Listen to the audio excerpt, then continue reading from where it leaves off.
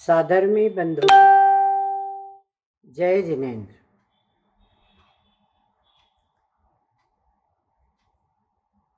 मूक माटी की अगली कड़ी सुनने आरंभ करने से पहले मैं आप सभी से क्षमा चाहती हूँ। गत रविवार को कुछ नेट की प्रॉब्लम होने की वजह से 2 बार वीडियो करना पड़ा। दूसरे वीडियो में हमने पिछले के अनंतर आगे चालू किया था, आपने देख लिया होगा। इस व्यत्यय के लिए हम आपसे क्षमा चाहते हैं। सभी सादर बंधुओं और बहनों, जय जिनेन्द्र। विशेष बात यह है कि हमारे कुछ गुरुओं ने भी यह लिंक शुरू की है, उनके चरणों में त्रिवार नमोस्तु। आगे की कड़ी आरंभ करने से पहले थोड़ा सा पुनरावलोकन देखते हैं कि कंकरों को पश्चाताप होता है और वे मानातीत मार्दव माटी माँ के चरणों में प्रार्थना करते हैं, पश्चाताप व्यक्त करते हैं और प्रार्थना ऐसी करते हैं कि हमें एक मंत्र दो, इस कंकर को एक मंत्र दो जिससे कि यह हीरा बने और खरा बने कंचन सा। अब हीरा बनना या 16 ताव वाला चमकने जैसा सोना बनना, इसके लिए बहुत प्रयास करने पड़ते हैं, पुरुषार्थ करना पड़ता है। कंकरों की प्रार्थना सुनकर माटी के चेहरे पर मुस्कान खिल उठी और माँ माटी ने उनको उपदेश दिया कि संयम की राह चलो, राही बनना ही हीरा बनना है। और राही शब्द का विलोम रूप बताया, राही हीरा। उसके लिए पुरुषार्थ करना होगा, तब की अग्नि में जलाकर अपने को राख करना होगा। तो राख शब्द का भी विलोम रूप दिया है आचार्य श्री ने, राख खरा।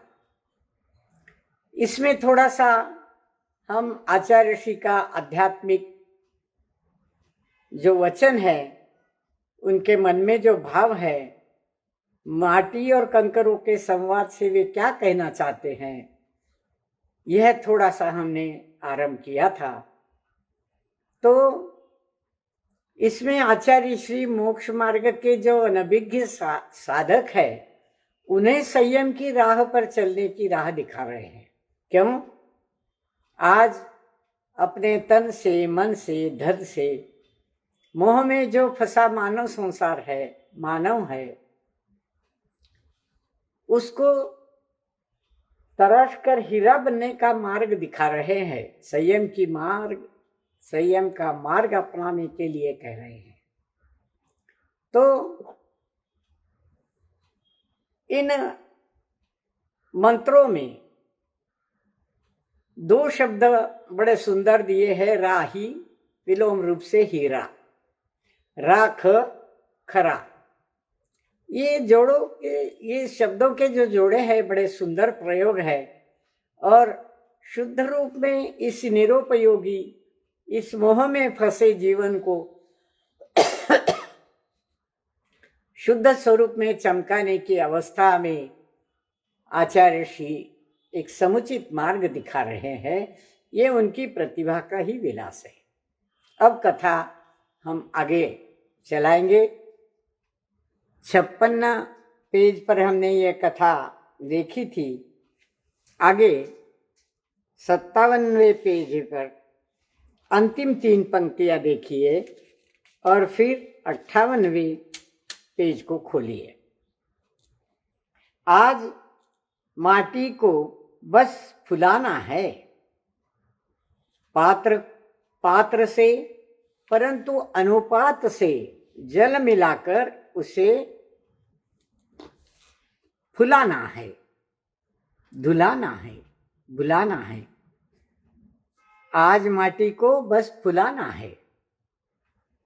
क्रमशः कम कम कर बीते क्षणों को, पुराने पनों को बस भुलाना है आज माटी को बस फुलाना है और उसके कण कण में, क्षण क्षण में नवनूतनपन बस बुलाना है।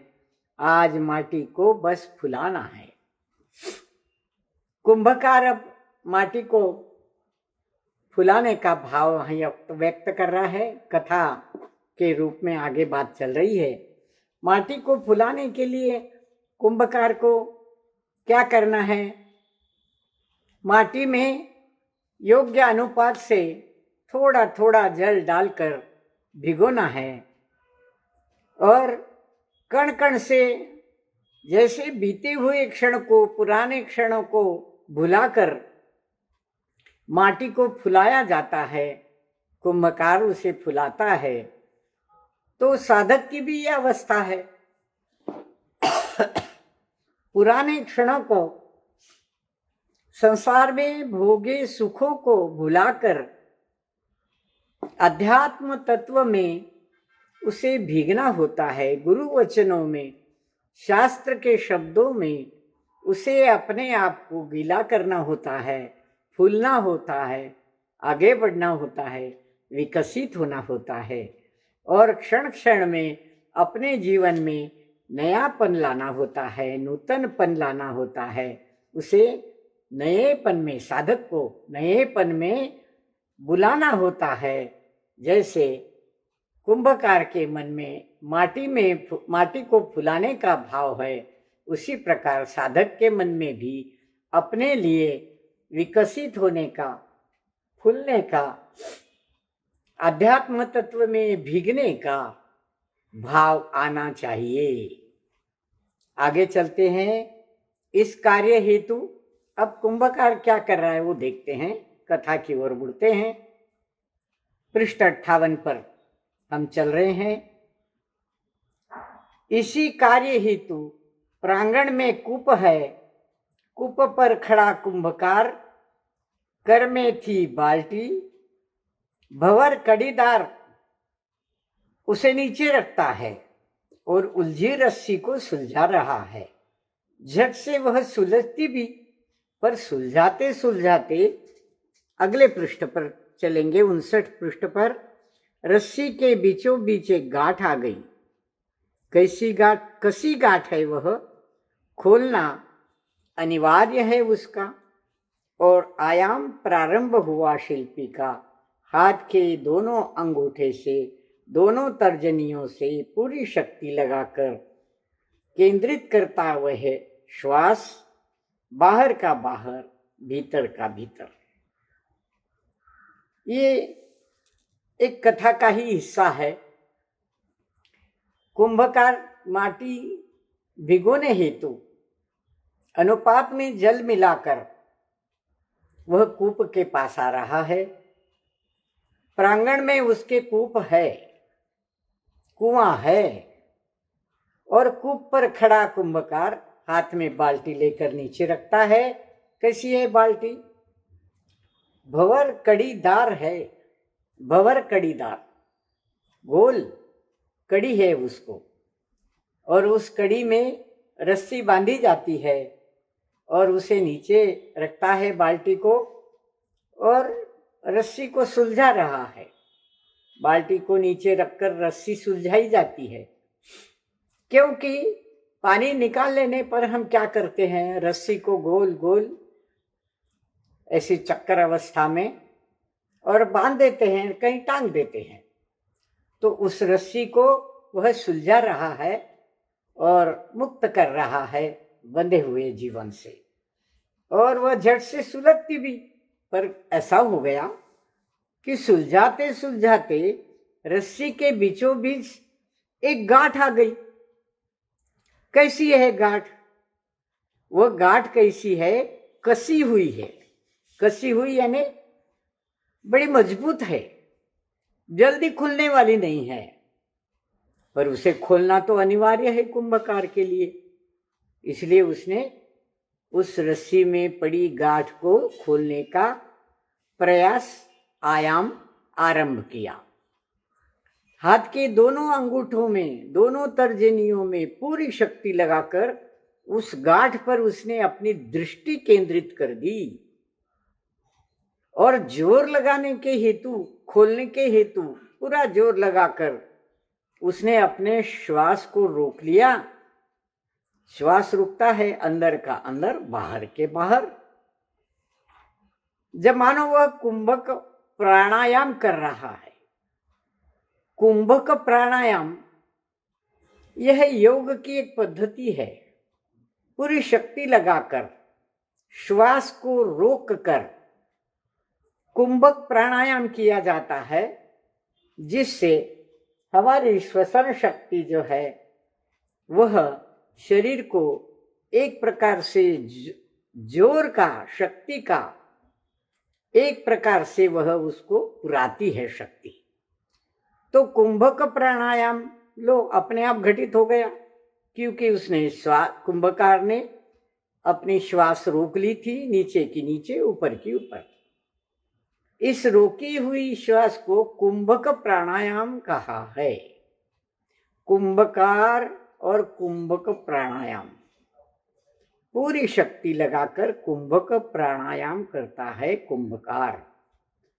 और उसकी जो मुद्रा है, ओठों को चबाती सी मुद्रा, दोनों बाहुओं में नसों का जाल वह तनाव पकड़ रहा है, शरीर में शक्ति का निर्माण कर रहा है, तनाव पकड़ रहा है, नसों का जाल। पूरी शक्ति शरीर में उत्पन्न हो रही है। और क्या हो रहा है? त्वचा में उभार सा आया है, पर गांठ है कि खुलती नहीं। अंगूठों का बल भी घट गया है। दोनों अंगूठे, दोनों तर्जनियां, इनका बल भी घट गया और बल लगभग शून्य हो गया। और नाखून खूनदार हो उठे हैं। क्यों? कि नाखूनों को गड़ाकर ही वह गांठ खोली जा सकती थी, पूरी ताकत लगाकर, पूरी शक्ति लगाकर। पर तर्जनियों की और अंगूठे की शक्ति, उनका बल जाता रहा, शून्य होने को है। और नाखून में से मानो खून निकल पड़ेगा, इतने नाखून भी खूनदार होने को उठे हैं, पर गांठ ऐसी है कि खुलने का नाम नहीं लेती। इस बीच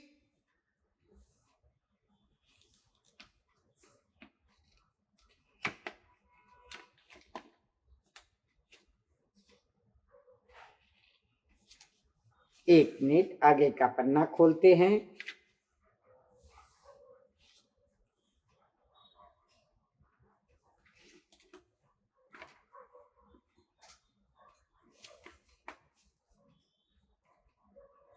मिट गया था पन्ना, क्षमा कीजिए। गांठ है कि खुलती नहीं। अगले पृष्ठ पर, 60 पृष्ठ पर आइए। इस बीच अब दांत क्या कहते हैं देखिए। सेवक को सेवा देकर उपकृत करो स्वामिन, यूं दांतों का दल शिल्पी से कह उठा। दांतों का दल, बहुत सारे दांत होते हैं मुंह में, कहते हैं 32 दांत होते हैं। और दांतों का दल शिल्पी को, कुंभकार को कहे उठा, सेवक को सेवा देकर उपकृत करो स्वामिन। और समयोचित है यह स्वामिन, हमने यही नीति सुनी है कि बात का प्रभाव जब बलहीन होता है, हाथ का प्रयोग तब कार्य करता है, और हाथ का प्रयोग जब बलहीन होता है तो हथियार का प्रयोग तब कार्य करता है। इसलिए निशंक होकर दे दो रस्सी हमें स्वामिन। और रस्सी प्रेषित होती है दंत पंक्तियों तक। क्या कहती है दंत पंक्तियां? दंत पंक्तियां कहती है कि ये नीति हमने सुनी है कि बात का प्रभाव जब खत्म हो जाता है, बलहीन हो जाता है, तब हाथ का प्रयोग कार्य करता है। बातों से जो नहीं मानते वो हाथों से मानते हैं। और हाथ का प्रयोग भी जब बलहीन हो जाता है तब हथियार का प्रयोग आर्य करता है। आर्य सज्जन पुरुष, अध्यात्म का जीवन जिसने जीना है, ऐसा साधक पुरुष एक प्रकार से गृहस्थ भी क्या करता है, जब कोई बात से नहीं मानता तो हाथ का प्रयोग करता है, हाथ उठाता है, और हाथ का प्रयोग भी जब बलहीन हो जाता है तब हथियार का प्रयोग करता है। पर आर्य शब्द का प्रयोग यहां क्या बताता है? आर्य क्यों कहा? आर्य तो हम उस गुणवान व्यक्ति को कहते हैं जिसका जीवन अध्यात्म पर आधारित होता है। तो आर्य का प्रयोग भी हथियार का प्रयोग करे, ये कुछ मर्म भरी बात यहां आचार्य श्री बता रहे हैं। जब बात से बात न बने तो हाथ से बात काम चलाता है, जब हाथ से भी बात न बने तो हथियार का प्रयोग करता है। अब दांतों को यह हथियार कहने से उसका उपयोग करने वाले गुणवान को आर्य शब्द का प्रयोग आचार्य श्री कह रहे हैं। और दांत एक प्रकार से हथियार है जो रस्सी की गांठ खोलने को तत्पर हुए हैं। अब हमारी भाषा में, रोजमर्रा की भाषा में हम यही तो कहते हैं, साम दाम दंड भेद। भेद करना हो तो साम्यता से बात कीजिए, शांति से बात कीजिए। नहीं मानता है तो दाम देकर काम कराइए, और नहीं मानता है तो दंड का प्रयोग करिए, और दंड से भी बात नहीं बनता तो भेद करिए, उसको अलग कर दीजिए। इस प्रकार साम दाम दंड भेद की नीति यहां दांतों ने कुंभकार को बता दी। तो कुंभकार को वे प्रार्थना करते हैं, दांतों का दल प्रार्थना करता है, निशंक होकर दे दो रस्सी इसे, इन दांतों के दल को। हे स्वामिन, अब रस्सी प्रेषित होती है दंत पंक्ति तक। कुंभकार ने निशंक होकर रस्सी दांतों को सौंप दी, लो चलो तुम भी प्रयास कर लो। तुरंत शूल का दांत सब दांतों से कह उठा, हे भ्रात, इस गांठ में, आगे चलिए 61वें पन्ने पर, इस गांठ में संधि स्थान की गवेषणा तुम नहीं कर सकते। शूल का दांत बड़ा कठोर होता है, बीचले दांतों को छोड़कर साइड में दोनों शूल के दांत होते हैं। एक प्रकार का कांटेदार टोंक उसमें निकलता है, इसलिए उसे शूल का दांत कहते हैं। वह शूल का दांत अन्य अपने दांतों से कहता है, हे भ्रात, हे बंधुओं, दांत बंधुओं। भ्रात का शब्द का प्रयोग उन दांत बंधुओं से कहा गया है, उनके लिए कहा गया है, क्योंकि दांतों का दल है ना। तो ऊपर के 2 शूल, नीचे के 2 शूल, 4 शूल है यहाँ। ये 4 शूल बाकी दांतों के दल को कहते हैं, हे भ्रात, इस गांठ में संधि स्थान की गवेषणा तुम नहीं कर सकते। इस गांठ की संधि कहाँ है ये तुम नहीं खोज सकते, हम खोजेंगे इसको, हम इसकी गवेषणा करेंगे, इसका शोध लेंगे।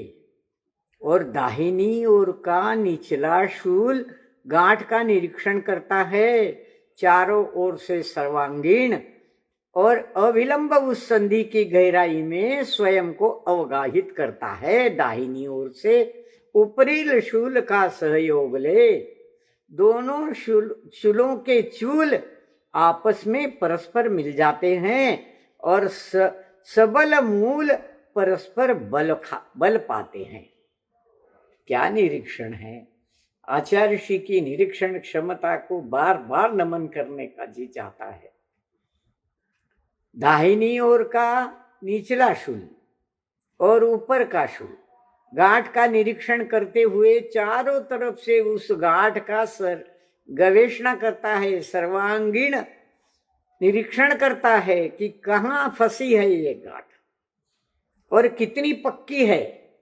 अविलंब चारों ओर से सर्वांगीण उसका निरीक्षण करने पर उस संधि की गहराई कितनी है ये उनके समझ में आ गई बात। और उस गहराई में, संधि की गहराई में, गांठ की संधि की गहराई में ऊपरी शूल का सहयोग ले दोनों शूलों के चूल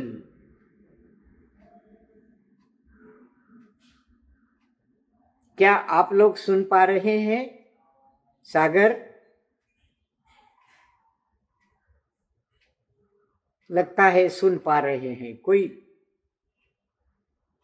बीच में अवरोध तो नहीं है ना? वो तो बता दो। ठीक है, आगे चलते हैं। दाहिनी ओर से ऊपरी शूल का सहयोग ले दोनों शूलों के चूल परस्पर मिल जाते हैं। चूल टोकदार, शूलों के टोक जो है नुकीले, उन नुकीले टोक परस्पर मिलकर उनका सबल बन जाते हैं वे, और सबल मूल परस्पर बल पाते हैं, एक दूसरे को ताकत लगाते हैं।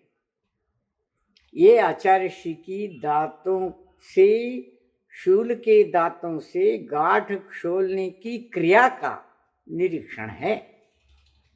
फिर भी इस पर भी गांठ का खुलना तो दूर, वह हिलती तक नहीं।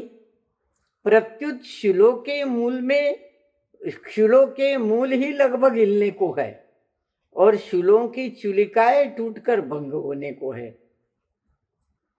जो शूल गर्व करते थे कि हमारी ताकत ज्यादा है, हम निरीक्षण करेंगे, बाकी दांतों को नहीं बनेगा, ऐसा निरीक्षण करके अपने टोंक उन्होंने उस संधि गांठ पर जमा तो दिए, ताकत तो लगा दी, दो नीचे ऊपर के शूलों ने मिलकर, पर गांठ है कि जबरदस्त है, हिलने का नाम नहीं लेती, हिलती तक नहीं। और शूलों के मूल ही उससे लगभग हिलने को लग जाते हैं, सारी ताकत बेकार। और शूलों की चूलिकाएं टूटकर भंग होने पर आ जाती है, कुछ नहीं, गांठ खुलती नहीं। क्या आचार्य श्री ये बताना चाहते हैं कि साधक के जीवन में भी निर्ग्रंथ होने के लिए अवरोध पैदा करने वाली गांठें भी ऐसी ही कसी हुई होती है, जल्दी खुलती नहीं है। बड़ा पुरुषार्थ, बड़ा प्रयास, बड़े आयाम करने पड़ते हैं उसके लिए। चाहे किसी भी शूल के ताकत जैसी ताकत लगाकर आप उन ग्रंथियों को, उन गांठों को खोलने का प्रयास भी करें तो आपकी ताकत बेकार हो जाएगी। इतनी कसी हुई गांठें आपके जीवन में, पूर्व जीवन में, गृहस्थ जीवन में ऐसी अनेक गांठें हैं। उनको निकाल कर फेंकना, उनको खोल कर फेंकना कोई आसान बात नहीं है। शूल तक हिलने लग जाते हैं। और क्या होता है, लो मार्दव मसूड़े तो इस संघर्ष में छूल गए हैं। मार्दव मसूड़े छील गए हैं। पृष्ठ 62 पर देखिए, उनमें से मांस बाहर झांकने को है। ये मसूड़ों की स्थिति है। हमारे मसूड़े बड़े नरम होते हैं और यद्यपि वे नरम होते हैं फिर भी दांत को पकड़ कर रखते हैं, पर वे नरम मसूड़े भी छिल गए हैं, उनमें से खून बहने लगा है और मांस भी बाहर झांकने लगा है। घटती इस घटना को देखकर रसना भी उत्तेजित हो जाती है। अब देखिए, मुंह में जब होठों से रस्सी नहीं खुली तो दांत ने प्रयास किया, अब दांत के प्रयास से भी रस्सी नहीं खुली, गांठ नहीं खुली, तो अब रसना आ गई है। जीवा।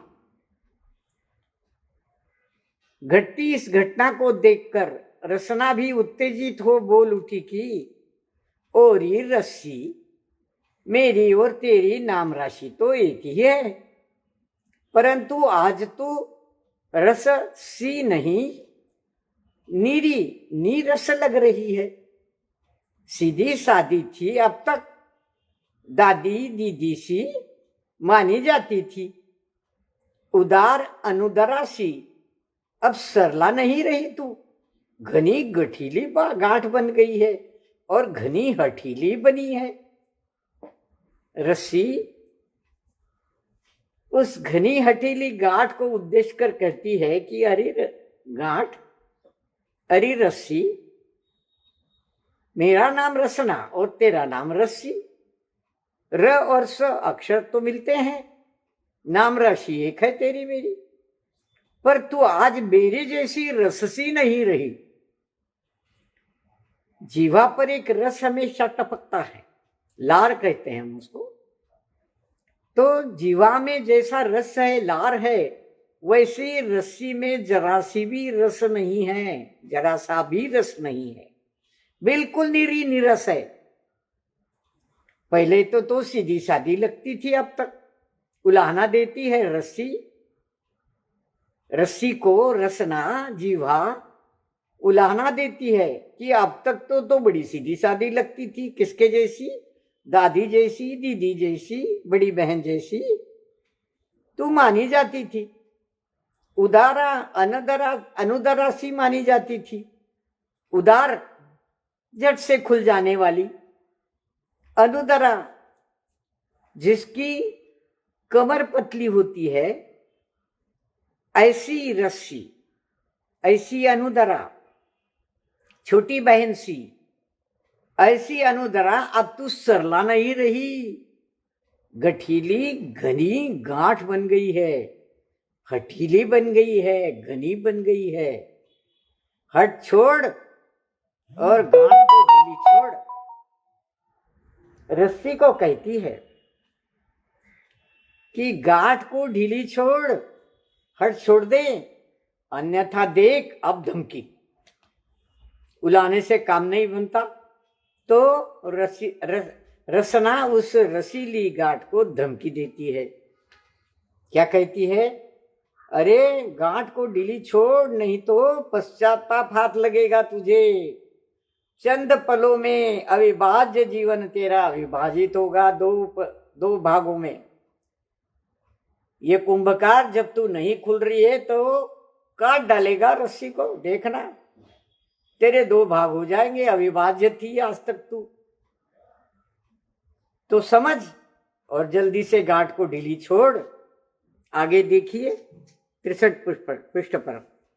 और इस निंद कार्य के प्रति छी छी थू थू कहकर धिक्कारती है रसना। गांठ के संधि स्थान पर लार छोड़ती है। परिणाम यह हुआ कि रस्सी हिल उठी।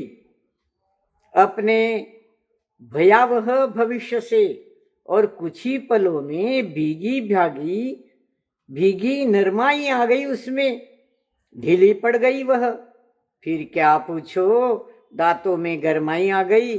सफलता को देखकर ऊपरले और निचले सामने के सभी दांत तुरंत गांठ को खोल देते हैं।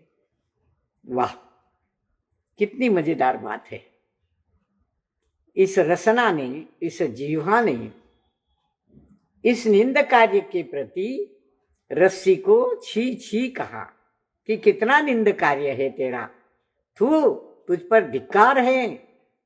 और धिक्कारती सी रसना जीवा गांठ के संधि स्थान पर अपनी लार छोड़ती है, अपना रस छोड़ती है।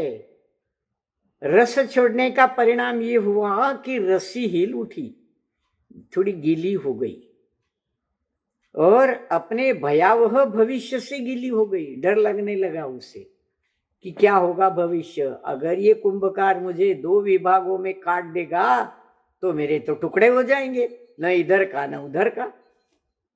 कहते हैं ना, धोबी का कुत्ता न घर का न घाट का। तो गांठ गीली हो गई रसना से, रसना के लार से, रस से, और भयावह भविष्य से वह रस्सी हिल उठी। हिल उठी, हिलना ऐसा वैसा नहीं, उसके मन में परिवर्तन आ गया, उसका भाव परिणमन हो गया, और कुछ ही पलों में वह भीगी गांठ, उसमें नरमाई आ गई और ढीली पड़ गई। वह रस्सी ढीली पड़ गई, नरमाई आ गई और दांतों में गरमाई आ गई। अब दांत उत्तेजित हो गए सफलता को देखकर।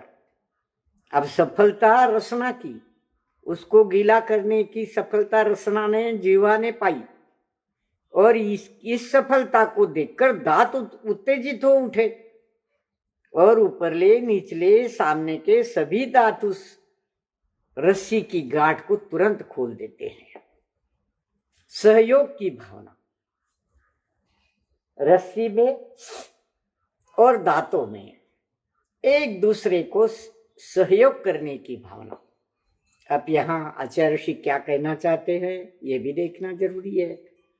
क्या कहते हैं कि मन में जो गांठे रखकर साधक जीवन का पथ अपनाता है, अपने पूर्वायुष्य के प्रति जिसके मन में मोह की गांठें पड़ी हुई है, हठीली गांठें पड़ी हुई है, मोह की गांठ बड़ी हठीली होती है, छूटते नहीं छूटती, निकलते नहीं निकलती, बल का प्रयोग करे, जबरदस्ती निकालने का प्रयास करे तो भी नहीं छूटती। तब उसे कौन गिला करता है? गुरु अपनी रसना से, अपनी वाणी से, अपनी रसना की भीगी वाणी से उस गांठ को गीला करता है और उसके मन में पश्चाताप के भाव निर्माण होते हैं कि पूर्वायुष्य की, पूर्व जीवन की सभी गांठें छोड़ना पड़ेगी बेटा, भूलना पड़ेगा।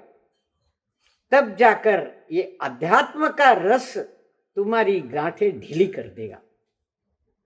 अध्यात्म रस जो गुरु के जीवा से, रसना से, वाणी से टपकता है, वह अध्यात्म का रस उस गांठ को खोलने के लिए एक ताकतवर दांत बनकर उभरता है और सब दांत के सहयोग से वह गांठ अपने भविष्य के जीवन से घबराता है कि अगर मैंने इस मोह की गांठ को नहीं छोड़ा, तन मन धन, मेरा घर, मेरी स्त्री, मेरे बच्चे, मेरा व्यवसाय, मेरा धन, मेरा धंधा, अगर मैंने इनमें से अपने चित्त को नहीं हटाया और ये गांठें लेकर ही मैंने साधक का जीवन अपनाया, तो मैं अध्यात्म का रस प्राशन नहीं कर पाऊंगा। इस प्रकार न घर का रहूंगा न घाट का रहूंगा, धोबी के कुत्ते जैसी मेरी स्थिति हो जाएगी। इसलिए आचार्य ऋषि साधक को समझा रहे हैं कि क्या पूछो, सफलता को देखकर ऊपरले और निचले दांतों ने मिलकर, शूल ने मिलकर उस गांठ को तुरंत खोल दिया और ऐसा निर्ग्रंथ होने के लिए अनेक प्रयासों का वर्णन रस्सी की गांठ के और दांत के, जीवा के, नाखूनों के, हाथों के, अंगूठों के, तर्जनियों के सारे बल लगाकर उस गांठ को खोलने का जो प्रयास है वह साधक के जीवन में पुरुषार्थ का प्रतीक है।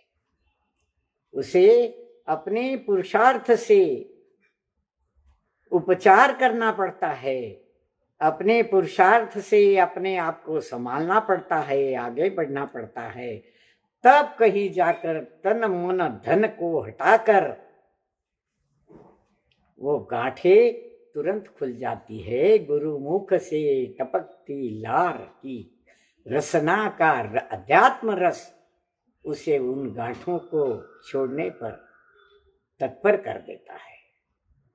तो ये जो संधि स्थान है, यह संधि स्थान, यह गांठ का स्थान साधक के जीवन में गुरु के सामने या शास्त्र के सामने, शब्द शास्त्रों के शब्दों के सामने एक एक क्रिया जो यहाँ बताई गई है, उनकी उन क्रियाओं का पुरुषार्थ में एक क्रम है, एक निरीक्षण है आचार्य श्री का कि गांठ खोल ली हो तो आरंभ से लेकर क्या क्या पुरुषार्थ करना पड़ता है। तो इस घटना को आचार्य श्री की निरीक्षण शक्ति का अनुभव इस छंद में अपने को मिलता है। और एक तीक्ष्ण अग्रभाग ही जब परस्पर मिल जाते हैं तो बलवान पुरुषार्थ भी बल पाता है। इस प्रकार ये घटना घटी। आगे और चलते हैं। अब रस्सी पूछती है रसना से, जिज्ञासा का भाव ले। रस्सी कहती है रसना से रस्सी पूछती है। अब रस्सी बोल उठी है, रसना से पूछ रही है, जिज्ञासा का भाव। रस्सी कहती है, हे रसना, आपके स्वामी को क्या बाधा थी इस गांठ से? आपके स्वामी को क्या बाधा थी इस गांठ से? एक ही प्रश्न, बड़ा रहस्यमय। आचार्य ऋषि ने रस्सी के मुख से यह प्रश्न हमारे सामने, साधक के सामने रखा है। अगर मन में गांठ हो, निर्ग्रंथ होने से पहले गांठ को खोलना पड़ता है, छोड़ना पड़ता है, मोह को हटाना पड़ता है, सारे आवरणों को हटाना पड़ता है। तो इस गांठ से गुरु को, आपके स्वामी को क्या तकलीफ थी, क्या बाधा क्या थी उनको, क्यों हटाने के लिए बार बार प्रयास करते हैं? साधक के जीवन में गुरु ने यह प्रयास करना होता है कि पहले मन के मोह की गांठें खोलो। और ऐसे गुरु को वैद्य सुजान कहा जाता है। वह नाड़ी पहचानता है कि कहाँ गांठें पड़ी है, और ये सुजान वैद्य उन गांठों को पहले सुलझाकर तब जाकर वह निर्ग्रंथ का मार्ग उस साधक के सामने खोलता है। तो रसना के माध्यम से आचार्य ऋषि ने यह रहस्य खोला है। क्या कहते हैं? सो रसना रहस्य खोलती है। सुन रही रस्सी। चलिए 64 पेज पर चलेंगे। मेरे स्वामी संयमी हैं, हिंसा से भयभीत है, अहिंसा ही जीवन है उनका। उनका कहना है कि संयम के बिना आदमी नहीं, यानी आदमी वही है जो यथा योग्य सही आदमी है। आ और दमी के बीच में डैश डैश है, बिंदु बिंदु है। आदमी। देखो क्या रहस्य खोला है। रसना ने कहा मेरे स्वामी संयमी है, वे स्वयं संयमी है। मेरे गुरु, मेरे स्वामी स्वयं संयमी हैं, हिंसा से भयभीत है और अहिंसा ही उनका जीवन है। अहिंसा का जीवन वे स्वयं जीते हैं और अपने शिष्यों के, साधकों के जीवन में भी उसी अहिंसा को उतारना चाहते हैं। उनका क्या कहना है कि संयम के बिना आदमी नहीं। तो आदमी कौन है? क्या कोई भी आदमी आदमी है? गुरु की रसना, गुरु की भाषा रसना समझा रही है, स्वामी की भाषा। गुरु क्या कहते हैं? आदमी वही योग्य है। आदमी की परिभाषा देखिए, कहीं नहीं मिलेगी, ये किसी ग्रंथ में नहीं मिलेगी। आदमी वही है जो यथा योग्य सही आदमी है, सही आदमी है। आदमी, आ का मतलब है चारों तरफ से। सब तरफ से।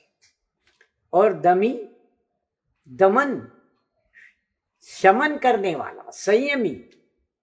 हमारे गुरु संयमी है। हमारी उपास्य देवता हिंसा है। और जहां गांठ है, जहां संधि है, वहां निश्चित ही हिंसा चलती है। मसूड़े को छीलकर रख देती है, नाखूनों को छीलकर रख देती है। तो अर्थ यह हुआ कि ये ग्रंथि हिंसा की संपादिका है। और निर्ग्रंथ दशा में, बिना गांठ वाली निर्ग्रंथ दशा में वह अहिंसा पलती है। अर्थात साधक के जीवन में जो अहिंसा पूर्ण रूप से पल सकती है, वही अहिंसा, वही संयमी दशा गृहस्थ के जीवन में भी अपने अपने ताकत के अनुसार, क्षमता के अनुसार पाली जा सकती है। संयमी के जीवन में अहिंसा पल पल पनपती हुई बल खाती है, बल पाती है। आगे कहती है, हमारी उपास्य देवता अहिंसा है। और जहां गांठ है, ग्रंथि है, वहां निश्चित ही हिंसा चलती है। अर्थ ये हुआ कि ये जो गांठ है, ये जो ग्रंथि है, वह हिंसा का संपादन करने वाली है। यहाँ हमारे गुरु को बाधा है। हिंसा का संपादन करने वाली गांठें साधक के जीवन में नहीं होनी चाहिए, नहीं तो वह सच्चा आदमी नहीं बन सकता, सच्चा संयमी दमी नहीं बन सकता। चारों तरफ से उसको संयम की पालना करनी होगी। पूर्व जीवन की सारी गांठें खोलकर फेंकनी होगी। सारे मोह, ममता, माया, आसक्ति छोड़नी होगी। इसलिए ऐसी हिंसा की जो संपादिका ग्रंथि है, गांठें हैं, वो साधक के जीवन में भरपूर भरी होती है। गुरु उनको निकालने के और साधक को अहिंसा के पथ पर चलने के लिए उत्तेजित करते हैं। निर्ग्रंथ दशा में ही अहिंसा पलती है और पल पल पनपती बल पाती है। निर्ग्रंथ दशा में, जिस दशा में कोई गांठ नहीं है, जिसके मन में कोई गांठ नहीं है, उसी अवस्था में साधक के जीवन में अहिंसा पल पल पलती है, पनपती है और बल पाती है। कैसा बल पाती है? साधक जीवन के दैनंदिन जीवन में, साधक के रोजमर्रा के जीवन में आध्यात्मिक रस घोलकर अपने को विकसित करता हुआ, पनपता हुआ आगे चलता है। वो साधक अभी अधूरा है, गांठें खोलकर फेंकने के प्रयास में है। तो अहिंसा उसके जीवन में जब पनपेगी, पलेगी, तो वो बल पाएगी अध्यात्म का रस पीने को, और वह अपने लिए आगे का मार्ग बिना किसी शूल के, बिना किसी ग्रंथि के वह आगे चल पाएगा। आगे चलिए। रसना कहती है रस्सी से, हमारे गुरु तो संयमी है ही, और हम भी निर्ग्रंथ पंथ के पथिक है। क्या विचार है? हम भी निर्ग्रंथ पंथ के पथिक है। इसी पंथ को हमारे यहाँ चर्चा, अर्चा, प्रशंसा सदा चलती रहती है। यही जीवन इसी भांति आगे आगे भी चलता रहे बस, और कोई वांछा नहीं। और तुमने कठिन से कठिन कठोर गांठ पाल रखी थी, उसे खोले बिना भरी बाल्टी को कूप से ऊपर निकालते समय जब वह गांठ गिर्री पर आ गिरेगी तो नियम रूप से बाल्टी का संतुलन बिगड़ जाएगा। रसना ने रस्सी को समझाया रहस्य, गांठ का रहस्य। हमारे गुरु तो संयमी है ही, पर हम भी उनके शिष्य साधक निर्ग्रंथ पथ के पथिक है। पथिक राही, मार्ग पर चलने वाले साधक। हम निर्ग्रंथ पंथ के पथिक है, वीतराग पंथ के पथिक है हम। हाँ, वीतराग पंथ के पथिक हमारे स्वामी भी है, अहिंसा के पथिक हमारे स्वामी है, और हम भी है।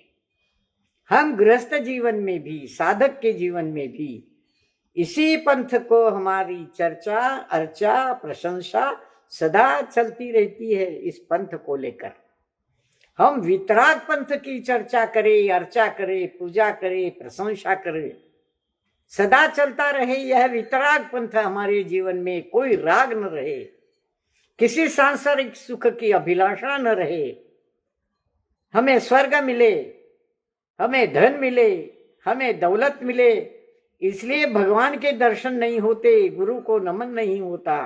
गुरु को नमन इसलिए होता है कि गुरु स्वयं संयमी है, वीतराग पंथ का पंथी है। यहाँ तेरी मेरी बात नहीं है, न तेरा पंथ न मेरा पंथ, यहाँ वीतराग पंथ सर्वोपरि है।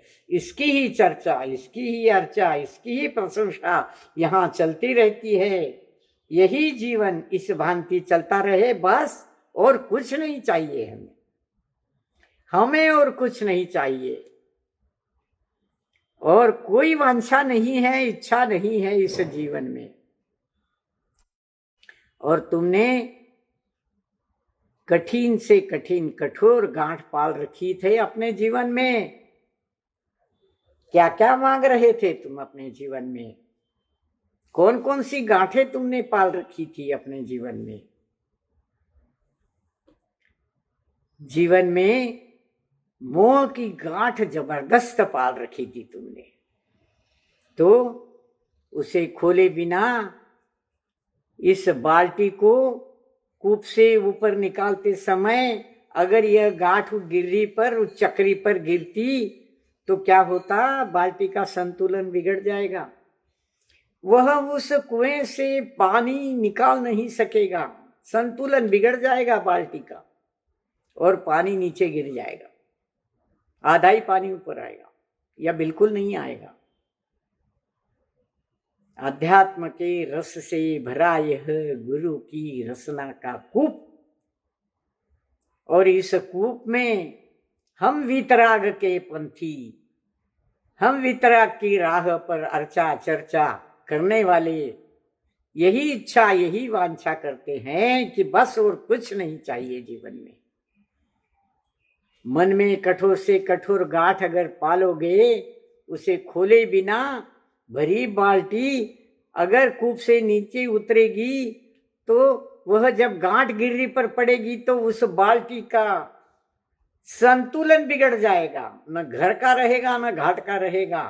गुरु के वचन तो सुनता रहेगा, परंतु मन याद चलती रहेगी घर की, व्यवसाय की, धंधे की, बेटा बेटी की, उनकी शादी विवाह, उनके जीवन में सुख रहे, या मुझे स्वर्ग मिले, मुझे सुख मिले, मुझे ये मिले, मुझे वो मिले, इस भावना में डूबता रहेगा वो, और उसका संतुलन बिगड़ जाएगा। वह अध्यात्म के रस में डूब नहीं पाएगा, उसकी बाल्टी उल्टी सीधी हो जाएगी और नियम रूप से बाल्टी का संतुलन बिगड़ जाएगा। और तब क्या होगा?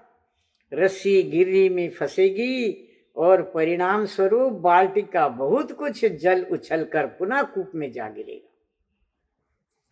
उस जल में रहते अनेक जलचर जीव लगी चोट के कारण अकाल में ही मर जाएंगे। तो यह अकाल में उन जीवों का मरना भी इस दोष का स्वामी, मेरे स्वामी कैसे बन सकते हैं भला? यह तो हिंसा की बात है। पानी जब जोर से ऊपर गिरता है, बाल्टी उल्टी हो जाती है, अपना संतुलन खो बैठती है, तो पानी की चोट के कारण सूक्ष्म जीव जंतु जो कुएं में पड़े हैं, उसका दोष इस साधक को लगेगा, इस संयमी को लगेगा। तो मेरे स्वामी ऐसे हिंसक कैसे बैठ सकते हैं भला? इसलिए गांठ को खोलना जरूरी था। ए रस्सी, तू प्रश्न पूछा, मैंने इस रहस्य को खोला। कि गांठ का खोलना क्यों जरूरी होता है। अब मेरे स्वामी कैसे बन सकते हैं इस दोष के स्वामी, इसलिए गांठ का खोलना आवश्यक ही नहीं, अनिवार्य था। समझी बात। कृष्ण पृष्ठ 66 पर आइए। समझी बात ओरी रस्सी बावली कहीं की मेरी सखी, मेरी आली आली सखी सहेली। रस्सी रसना की सहेली है। रसना की बात उसने मान ली, सहेली बनकर मान ली, गांठ खोल दी। पर प्रश्न शंका तो मन में रही उसके।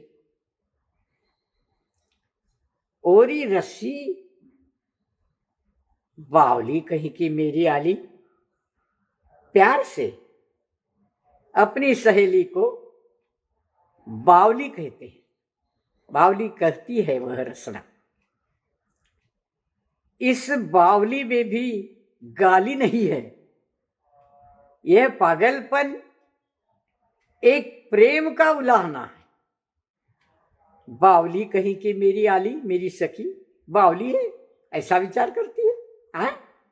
इस प्रकार का रहस्य रसना ने रस्सी के प्रश्न को उत्तर देते हुए खोला है। आगे चलेंगे। इधर क्या हुआ? स्निग्ध स्मित मति वाली काया की छाया शिल्पी की सुदूर कूप में स्वच्छ जल में स्वच्छंद तैरती मछली पर जा गिरी और मछली की मुद्रा ऊपर हो उठी और उसकी मानस स्थिति भी ऊर्ध्वमुखी हो आई। देखिए, अब रस्सी गांठ खुल गई, कुंभकार बाल्टी को कुएं में छोड़ रहा है और काया कुंभकार की काया की छाया,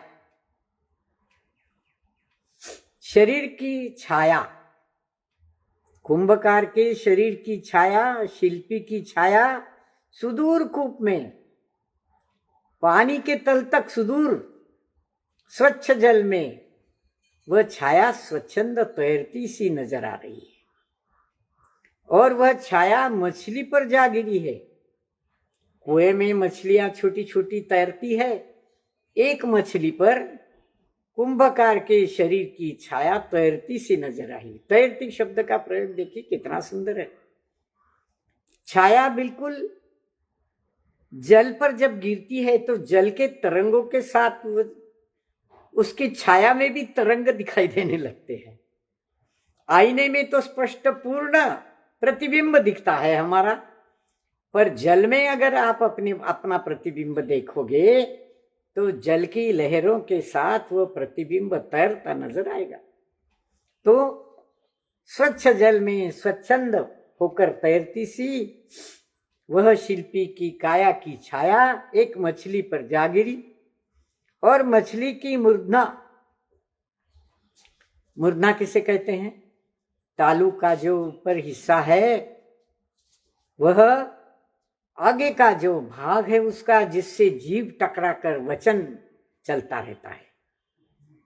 मछली की मूर्धा ऊपर उठी, मैं बाजी लेकर आ रही हूँ। उसका तालू ऊपर उठ रहा है, ऊपर हो उठी यानी उसका मुंह खुला हो गया। जब जीव तालू से मूर्धा से टकराती है तो जो वचन निकलते हैं मूर्धन्य कहलाते हैं।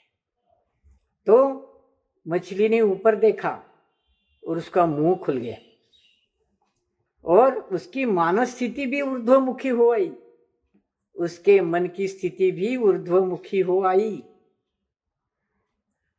क्या सोच रही है मछली? मछली सोच रही है, कह रही है, परंतु ऊपरील काया तक मेरी काया यह कैसे उठ सकेगी भला? यही चिंता है मछली को। काया जड़ है ना, जड़ का सहारा, जड़ की सहारा अपेक्षित है। जड़ को कहना चाहिए, जड़ को सहारा अपेक्षित है और वह भी जंगम का। मछली के मन में शिल्पी की काया की छाया देखकर एक तरंग उठी, एक मानसिकता उभर आई उसकी कि मैं भी ऊपर जाना चाहती हूं। ऊपरील काया तक, शिल्पी के ऊपरील काया तक, पूर्ण छाया तक, उसकी पूर्ण शारीरिक आकृति तक मेरी यह काया कैसे उठ सकेगी भला? क्यों? कि जल के बिना तो मछली रह नहीं सकती, अगर वो ऊपर जाएगी तो मर जाएगी ना, कैसे उठ सकेगी? अब ये मछली को चिंता लग रही है, काया जड़ है ना, काया तो पुद्गल है और पुद्गल जड़ है, अचेतन है, और यह जीव चेतन है, मछली का जीव चेतन है, वह जल के बिना रह नहीं सकता। ये उसकी विशेषता है, उसकी जड़ काया की ये विशेषता है कि वह जल में ही जीवित रह सकती है। तो इस जड़ काया को, जड़ को सहारा अपेक्षित है, जड़ को, काया को सहारा अपेक्षित है, और वह भी जंगम का। यह जड़, यह पुद्गल किसी के सहारे ही जीता है। हमारा पुद्गल शरीर 10 प्राणों पर जीता है, श्वासोच्छ्वास पर जीता है, मन वचन काया उसकी श्वासोच्छ्वास पर चलती है, पंचेंद्रियों के साथ वह जीता है। अगर ये सब 10 प्राण नहीं होंगे तो पुद्गल जिएगा कैसे? ये शरीर नहीं जी सकता, उसको जंगम का सहारा आवश्यक है।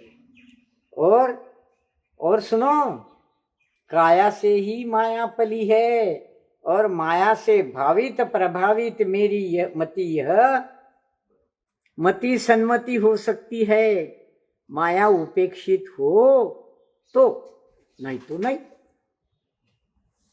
कैसे? और सुनो, काया से ही माया पली है। मछली कहती है अपने आप से, अपने मन से, काया से ही माया पली है। माया, मोह, यह सारा झूठा संसार है, यह सारा मिथ्या है, ये माया मिथ्या है, ममत्व मिथ्या है। काया से ही पलती है ना, इस काया को ये भी चाहिए, ममत्व है काया में। हमारे जीव को काया में ममत्व अगर होगा तो वो विभाव परिणाम करेगा, स्वभाव को छोड़ेगा, विभाव में परिणमित होगा, उसका भाव परिणमन बदल जाएगा। माया से वह भावित होगा, भाव परिणमन बदल जाएगा, भावित होना, उस भाव में वह डूब जाएगा, प्रभावित होगा, और उसकी मति, उसकी बुद्धि, उसका ज्ञान कब सन्मति होगी, सच्ची मति कब होगी, सही ज्ञान उसे कब मिलेगा? जब वह माया को, मोह को, ममता को, आसक्ति को उपेक्षित करेगा, तब विभाव परिणामों को छोड़कर अपना परिणमन, अपना उपयोग जब वह स्वभाव में लगाएगा तो माया अपने आप छूट जाएगी, माया उपेक्षित हो जाएगी। ऐसा सोचती है वो मछली और कहती है कि माया उपेक्षित हो तो ही मेरी मति सन्मति हो सकती है। जल में रहकर मैं जीती रहूं, यह तो काया के प्रति मेरा ममत्व का भाव है, और इस ममत्व के भाव में माया है जो मुझे छल रही है, जल में ही जीने को, आसक्ति में जीने को, माया ममता में जीने को बाध्य कर रही है। मैं जब इस माया को छोड़ दूंगी तब मेरी मति सन्मति हो सकती है, नहीं तो नहीं। माया को छोड़ना होगा। जल में जीने का जो भाव है मछली का, उसको वह छोड़कर सन्मति को प्राप्त करना चाहती है। साधक भी इस मछली के विचारों से प्रभावित है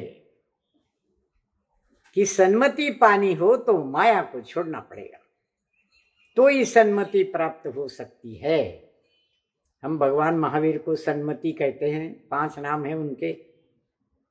मति सन्मति हो गई, मतलब क्या हुआ? इस मति ने, इस ज्ञान ने, इस ज्ञान में मति में जो ज्ञान का प्रथम भेद कहलाता है,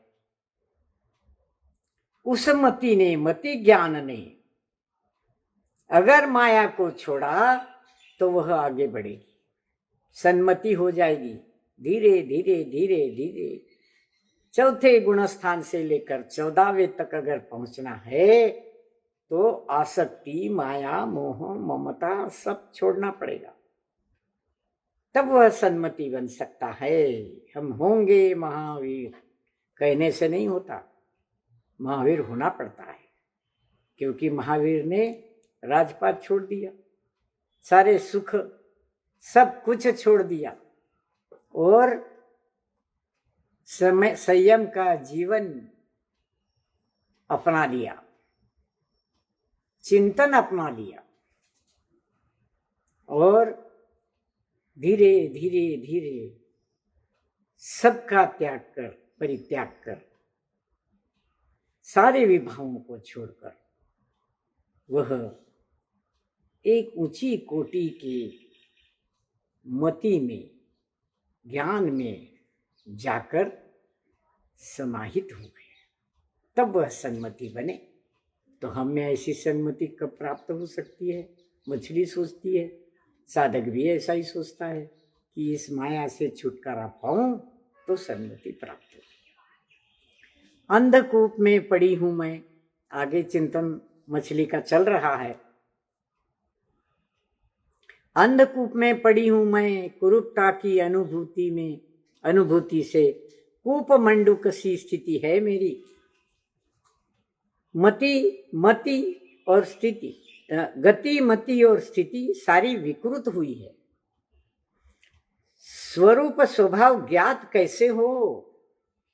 ऊपर से प्रेषित हो मुझ तक एक किरण भी तो नहीं आती, और मछली के मुख से निकल पड़ती दीनता घुली ध्वनि की, इस अंधकूप से निकालो रे इसे कोई, उस हंस रूप से मिला दो रे इसे कोई। बहुत गहराई है इस कूप के जल से भी, इस विचार में, इस चिंतन में इतनी गहराई है। क्या कहती है मछली?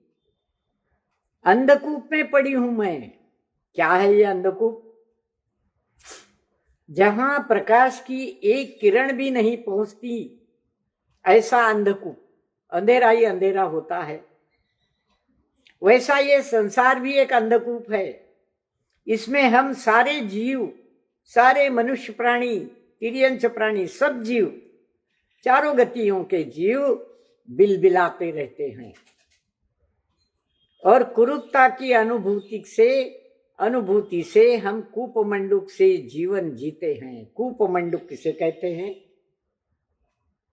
उस कुएं में पड़ा हुआ, जीता हुआ मेंढक, मंडूक, वह अपना संसार उस कुएं जितना ही समझता है, कुएं के बाहर के संसार का उसके पता ही नहीं है।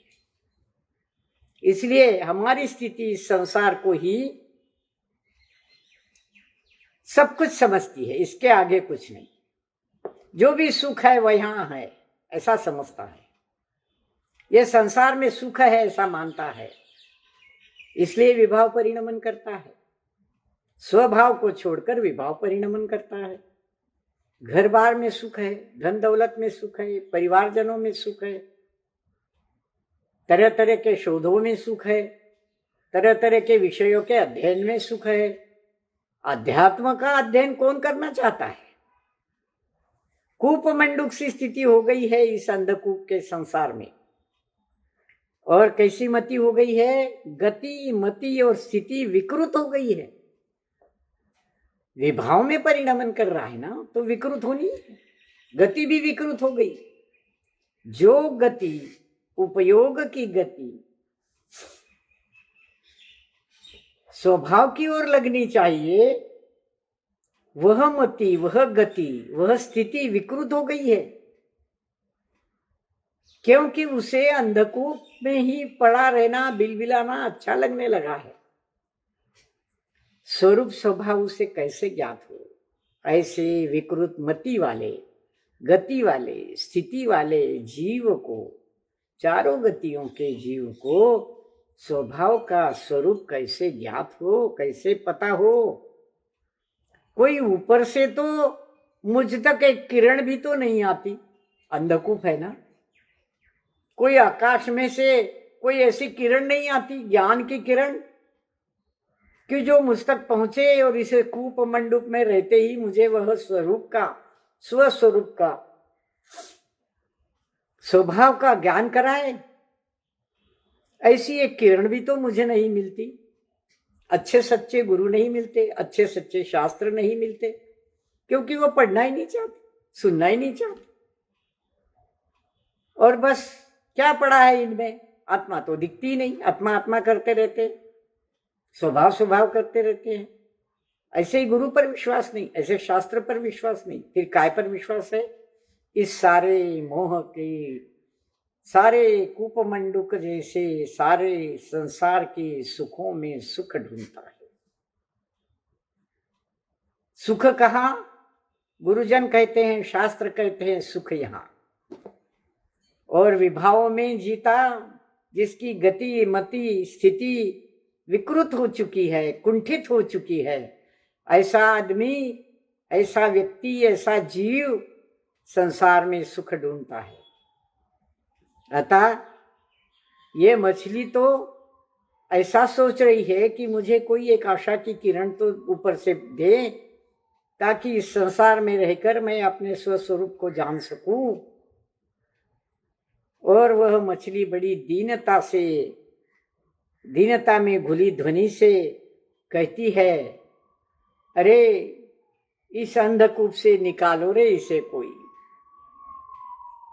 उस हंस रूप से मिला दो रे इसे कोई।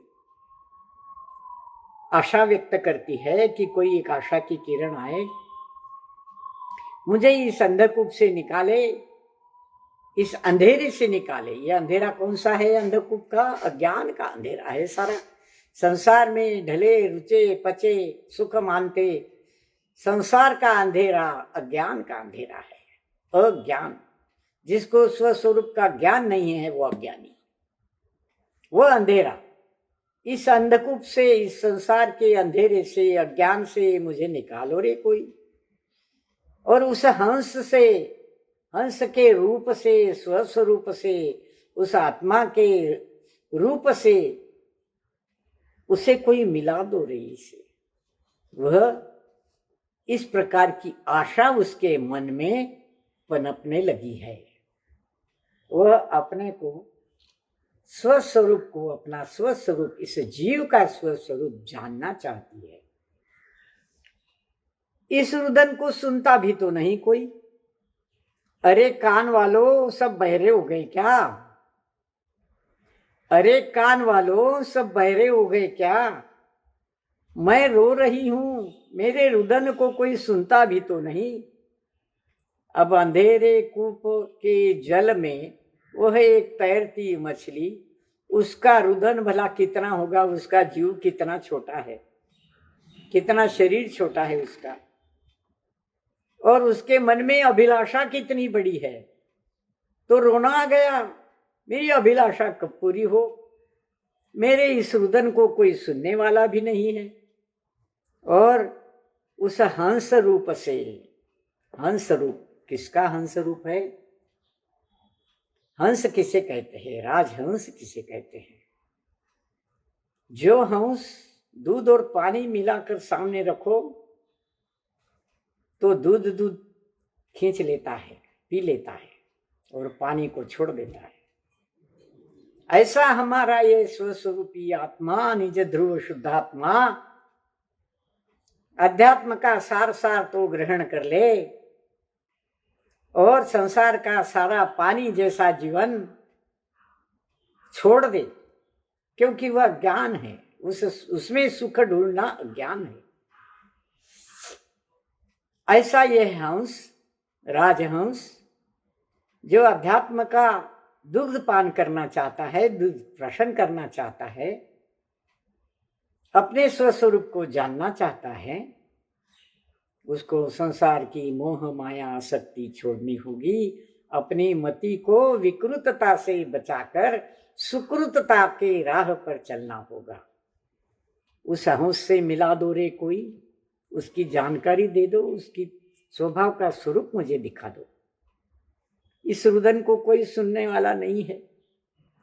अरे कान वालों, कान वाले मनुष्य जातियों को उपदेश कर वह कहती है कि कान है ना, शरीर के कान हैं, उद्गल के शरीर के कान हैं, और इस कान में जो यंत्रणा है एक, वह द्रव्य कर्ण, कान का द्रव्य, वह जब भाव से मिलता है, भाव मन से मिलता है, तब सुनाई देता है, समझ में आता है कि क्या बोल रहा है। तो द्रव्य तो पुद्गल है, कान का द्रव्य, द्रव्य कर्ण, द्रव्य चक्षु। इस प्रकार ये पंचेंद्रिय भी इस पुद्गल शरीर में जो स्थित है, वो सारे पुद्गल द्रव्य किसे बने हुए हैं। उससे जब हमारा भाव मन जुड़ेगा और ज्ञान तक पहुंचेगा, तो ये मति विकृतता से सुकृतता की ओर बढ़ेगी। अरे कान वालों, सब बहरे हो गए क्या? मेरा रुदन भी कोई सुनता नहीं। उसको दर्द हो रहा है मछली को, यह रुदन अरण्य रोदन ही रहा। ऐसा सोच पुनः विकल्पों में डूबती है मछली। अरण्य रोदन है यह। अरण्य रोदन किसे कहते हैं? जंगल में जाकर अगर कोई कितना भी रोए तो सुनने वाला जंगल में कोई नहीं होता। और अरण्य रोदन जैसा वह अकेली बेचारी मछली जल में तैरती हुई रोती है, उसका रोदन भी अरण्य रोदन है। कोई सुनने वाला नहीं है उसको, और पुनः वह विकल्पों में डूबती है। और उस डूबन में 68 पर देखिए पृष्ठ, एक किरण मिल जाती है उसे की। अब मछली और सोचती है, सारहीन विकल्पों से जीने की आशा को